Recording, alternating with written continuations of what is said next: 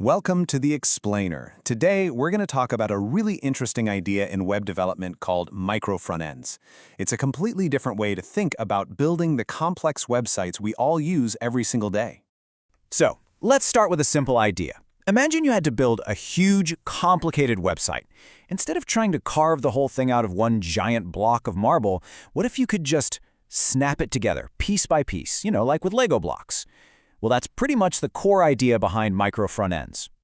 But to really get why this whole Lego block approach is such a big deal, we first need to take a look at the old way of doing things, something developers call the monolith.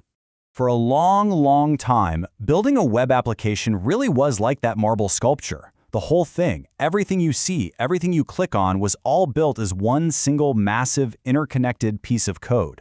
And this is basically what that looks like. You've got this one giant front-end monolith that's responsible for the entire user interface. It's all one piece.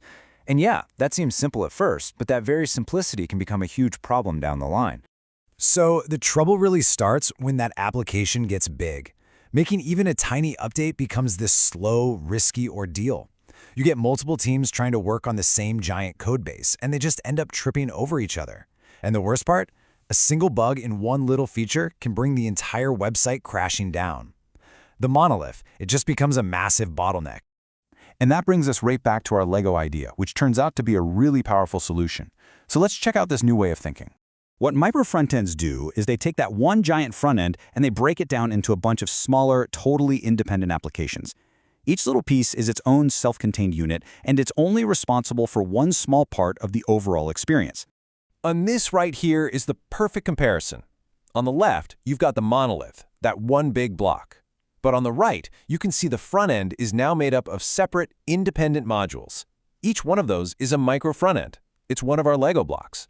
And they all come together to create the final website. Okay, so the big question then is, how does this actually work? I mean, how do you slice up a website into all these little bits and then stitch them back together so that the person using it has absolutely no idea? Well, the key is to stop thinking about technology for a minute and start thinking about the business. You don't slice things up into buttons and menus. No, you slice it into things like product search, shopping cart, and user profile. Every part of the business gets its own little micro front end. This e-commerce site is a perfect example. You have Team Catalog, and their whole world is just the product pages.